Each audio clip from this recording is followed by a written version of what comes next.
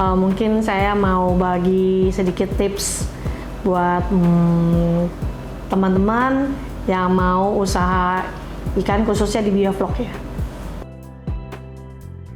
Kenapa saya pilih biovlog? Ya karena biovlog lebih praktis ya. Lebih praktis dalam arti nggak terlalu makan tempat. Lalu untuk kepadatan juga kita bisa main kepadatan, bisa kita atur khususnya maksudnya dari minimal dari 80 ekor per kubik sampai 125 atau 150 ekor per kubik. Ya kurang lebih ya bisa. Jadi kita bisa manfaatin dari pengiritan melalui pakan melalui vlog ya. Yang harusnya mungkin FCR-nya bisa lebih di atas 1,3-an. Kita bisa pengiritan FCR mungkin paling maksimal itu 1,3. Sejauh ini sih enggak ya, karena kita kan menggunakan salah satu bahannya adalah probiotik dan juga molase. Jadi untuk bau amis dan limbahnya juga bau, selama yang saya sudah jalankan itu nggak bau. Jadi kurang lebih aman. Oke, kalau untuk di Cikandang ya, sebenarnya kalau untuk normalnya itu kurang lebih 4 bulan.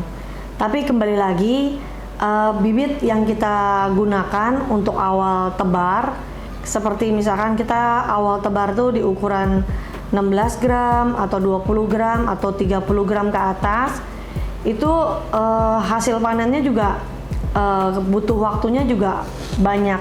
Seperti misalkan contohnya di 30 gram kurang lebih mungkin di 3 bulan sampai 3,5 bulan. Lalu kalau untuk standar di bibit yang kurang lebih 10 sampai 20 gram itu kurang lebih di 4 bulan. Resiko fatal sih kurang lebih jika mati lampu ya. Di sistem biovlog ini memang kita benar-benar mengandalkan aerator. Jadi kalau misalkan ada mati lampu, aerator lebih dari 20 menitan sampai 30 menitan tuh ya lumayan fatal untuk ikan. Untuk pembudidaya biovlog disarankan harus punya backingan yaitu genset. Untuk di biovlog ya, untuk pergantian air sih ada, tapi kayak seperti rutinitas setiap hari itu rutinitas pagi kita pasti buang air bawah ya. Air bawah itu artinya endapan yang paling bawah. Biasanya tuh terkadang kayak seperti kotoran feses ikan, jadi kita buang sedikit. Biasanya kadang-kadang di mungkin 5% ya kita ada pembuangan di setiap hari. Paling udah gitu dari pembuangan 5% paling kita kadang-kadang penambahan juga kurang lebih 5%. Jadi kalau untuk pembuangan total sih enggak ya. Di biovlog itu air yang sudah kita gunakan masih kita bisa putar lagi untuk tebar bibit berikutnya.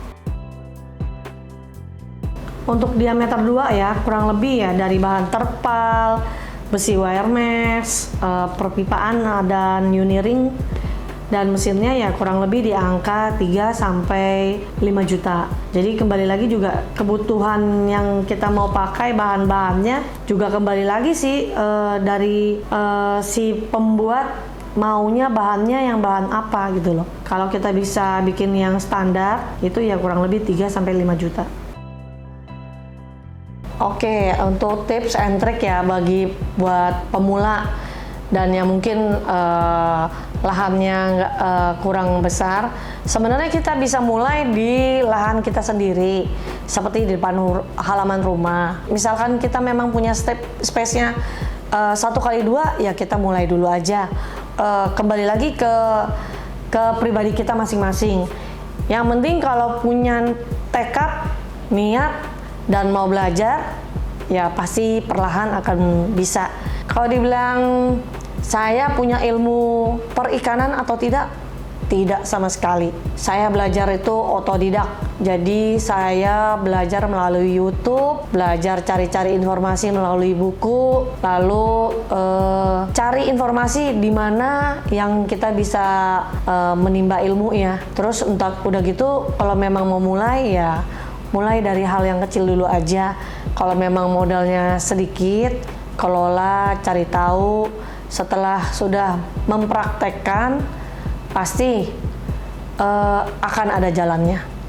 Tetap semangat dan kita harus tetap berjuang.